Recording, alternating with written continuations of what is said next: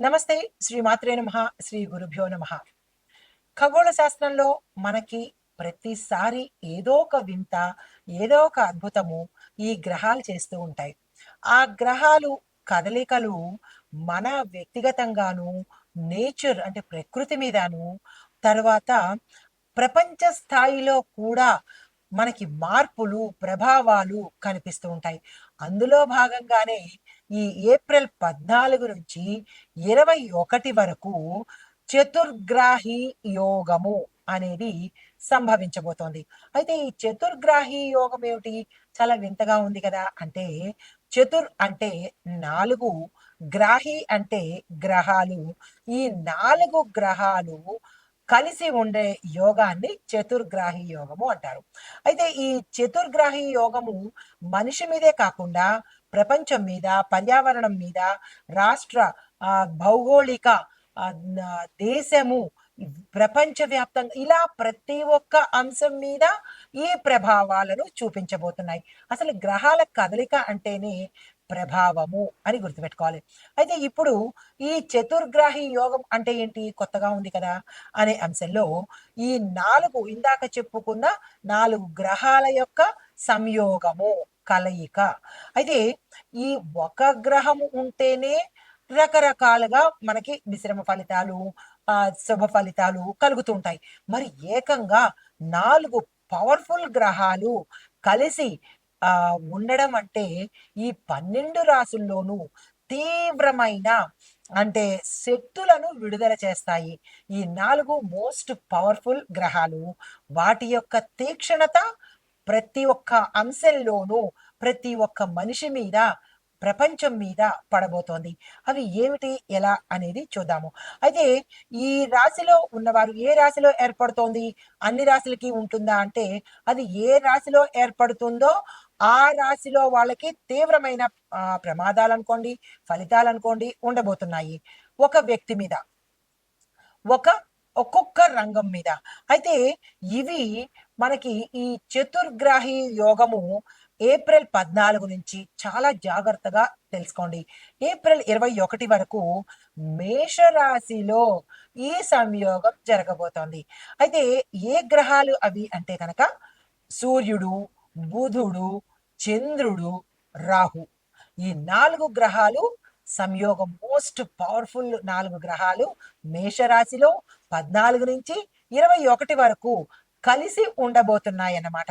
అయితే చంద్రుడు మాత్రము ఒక్కరోజే ఉంటాడు. ఎందుకు అంటే చంద్రుడు ఓహ్, ప్రతి 2 రోజులకొకసారి తన గ్రహాన్ని అంటే తన చలనాన్ని మార్చుకుంటూ ఉంటాడు కాబట్టి 20వ తారీఖు నుంచి అంటే 20వ తారీఖు ఉదయం నుంచి 20 ఫుల్‌గా, 21 కూడా ఫుల్‌గా ఉంటూ ఈ తెల్లవారుజామున అంటే సూర్యోదయం తరువాత రోజు 22వ తారీఖు వచ్చే లోపే చంద్రుడు అంతర్ధానం అవుతాడు. అంటే తన గమనాన్ని మార్చుకుంటాడన్నమాట. అయితే ఈ రాహు ఎలాంటి ఫలితాన్ని ఇస్తాడు? అంటే ఇప్పుడు మనం ముందుగా చూసుకోవాలి. ఈ 4 గ్రహాలు ఏ ఏ ఫలితాన్ని ఇస్తాయి అనే దానిలో రాహు ఇచ్చే ఫలితం ఏంటంటే సూర్యుడు, బుధుడు, రాహు, చంద్రుడు కలిసి మేషరాశిలో ఏర్పడడం వల్ల ఈ మేషరాశి వారికి ప్రభుత్వము, అధికారము, స్వప్నాలు, తలకు సంబంధించి, లీడర్‌షిప్‌కు సంబంధించి ఎక్కువ ప్రభావితం అవుతాయి. అంటే ప్రభుత్వము ప్రభావితమవుతుంది. అధికారము ప్రభావితమవుతుంది.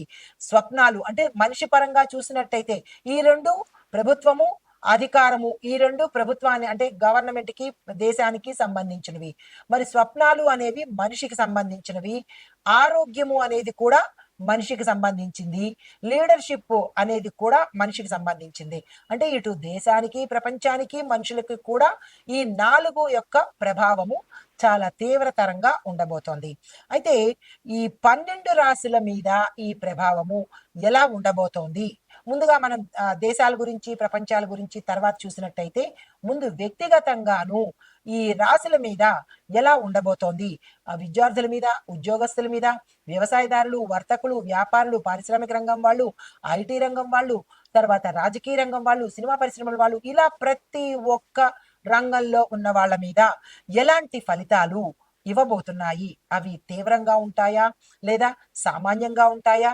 లేతే మహోన్నతంగా ఉంటాయా? అనే అంశాలను మనము మేషాది ద్వాదశ రాశుల వారికి తెలియజెప్పుకుందాము.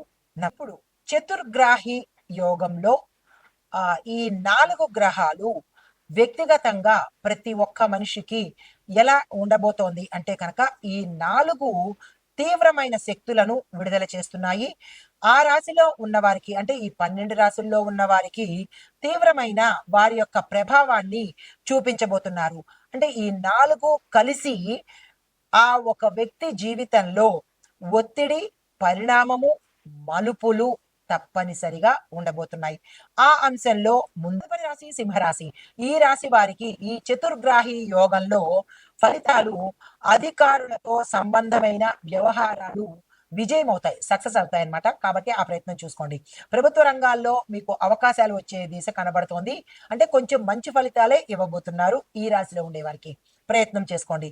ఒకవేళ రాజకీయాల్లో కనుక మీరు ఉంటే పేరు పొందే సూచనలు అంటే పేరు ప్రఖ్యాతలు పొందే అవకాశాలు కూడా ఈ రాశిలో ఉండే వారికి గోచరిస్తున్నాయి. అయితే వ్యాపార పరంగా చూసినా, కాంట్రాక్ట్ పరంగా చూసినా కానీ ప్రభుత్వ టెండర్లు మీకు రావడము, తద్వారా లాభాలు రావడము గమనించదగ్గ విషయము. అయితే ఈ చతుర్గ్రాహి యోగము కొంతమందికి మంచి ఫలితాలు, కొంతమందికి తీవ్రమైన ఫలితాలు, మరికొంతమందికి మిశ్రమ ఫలితాలు కూడా ఇస్తున్నాయి. కాబట్టి అందరూ ఒకే సమయంలో పుట్టలేదు, అందరూ ఒకేసారి పుట్టలేదు కాబట్టి, అందరూ ఒకే నక్షత్రంలో కూడా లేరు కాబట్టి, మీ గ్రహాలను బట్టి, మీ జాతకాన్ని బట్టి, మీరు పుట్టిన సమయాన్ని బట్టి ఈ ఫలితాలు అనేవి ఉంటూ ఉంటాయి. అది ప్రేక్షకులు గమనించండి. అయితే కుటుంబ పరంగా చూసినట్టయితే శుభకార్యాలు చేస్తారు, శుభవార్తలు వింటారు, ధనం ఆకస్మికంగా కలిసి వచ్చే అవకాశము, భూమి, వస్తు, వాహన యోగాలు కూడా యోగిస్తున్నాయి. దీంతో పాటు గౌరవప్రదమైన శుభకరమైన సంఘటనలు కూడా మీకు చోటు చేసుకుంటాయి. ఆరోగ్యపరంగా చూసినట్టయితే చిన్ని సమస్య రక్తపోటు తప్ప ఎటువంటి అనారోగ్య సూచనలు కానీ ప్రమాదాలు కానీ ఏమీ లేవు ఈ రాశిలో ఉండే వాళ్ళకి. అయితే వ్యాపార పరంగా చూసినట్టయితే కనుక ఏ వ్యాపారం చేసిన వాళ్ళకైనా విశేషంగా కలిసి వస్తుంది. వ్యవసాయదారులకు కలిసి వస్తుంది. రాజకీయ నాయకులకు కూడా ఇందాక చెప్పినట్టు మీకు పేరు ప్రఖ్యాతలు వచ్చే అవకాశము, మీరు ఏ పని చేసినా గౌరవంతో ఉండేటట్టుగాను ఇటు ప్రజల్లోనూ ఇటు అధిష్టానంలోనూ కూడా మీకు మంచి గౌరవ మర్యాదలు దక్కే అవకాశం ఉంది. కొత్తగా ఎవరైనా రాజకీయంలోకి రావాలనుకున్న వాళ్ళు తక్షణమే ప్రయత్నం చేసుకోండి. మీకు ఈ రాశిలో ఉండే వాళ్ళకి ఈ సమయం అనుకూలంగా ఉంది కాబట్టి ఆ ప్రయత్నాలు చేసుకోండి. అయితే ఆ సినిమా పరిశ్రమలో ఉన్న వాళ్ళకి, ఐటీ రంగంలో ఉన్న వాళ్ళకి, మిగతా అందరికీ కూడా ఉద్యోగస్తులకు ఎలా ఉందంటే మిశ్రమంగా ఉంటుంది కానీ పెద్దగా చెప్పుకోదగిన మీరు ప్రయత్నం అయితే చేయండి. పెద్దగా అవకాశాలు అయితే కనిపించడం లేదు. ఉన్న స్థానానికి ఎటువంటి లోటు లేదు. వారం రోజులే కాబట్టి కొంచెం జాగ్రత్తగా సమన్వయంతో మెలిగినట్టయితే కనుక మంచి ఫలితాలు పొందే అవకాశం ఉంది.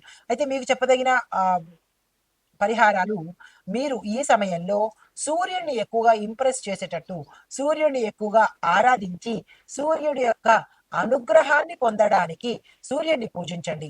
సూర్యుడిని పూజించాలి అంటే సూర్యుడికి సంబంధించిన మంత్రం చెప్తాను. దాన్ని మీరు తప్పనిసరిగా పఠించే ప్రయత్నం చేసుకోండి. ఓం హ్రాం హ్రీం హ్రౌం సహ సూర్యాయ నమః ఈ మంత్రాన్ని 11 సార్లు తప్పనిసరిగా పఠించండి. ఈ రోజుల్లో అంటే 14 నుంచి 21 తారీఖు లోపల ఏదైనా ఆదివారం వచ్చినట్టయితే ఆ రోజు ఎరుపు రంగు వస్త్రధారణ చేయండి.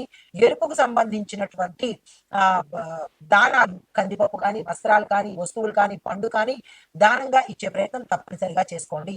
దీంతో పాటుగా సూర్యుడికి ఇష్టమైన అర్క అంటే జిల్లేడు చెట్టు, తెల్ల జిల్లేడు చుట్టూ వీలుంటే కనుక ఆ ప్రదక్షిణాలు చేసుకునే ప్రయత్నం చేసినట్టయితే శనికి సంబంధించినటు సూర్యార్క ప్రదక్షిణ, సూర్యుడికి ఇష్టమైన అర్క అంటే జిల్లేడు చెట్టు, సూర్యుడికి ఇష్టమైన జిల్లేడు చెట్టు చుట్టూ ప్రదక్షిణాలు చేసినట్టయితే కనుక సూర్య సంబంధిత గ్రహ దోషాల నుంచి ఈ చతుర్గ్రాహి సంయోగంలో వచ్చే చెడు ఫలితాల నుంచి మీరు కాస్త ఉపశమనం పొందే అవకాశము కనబడుతోంది.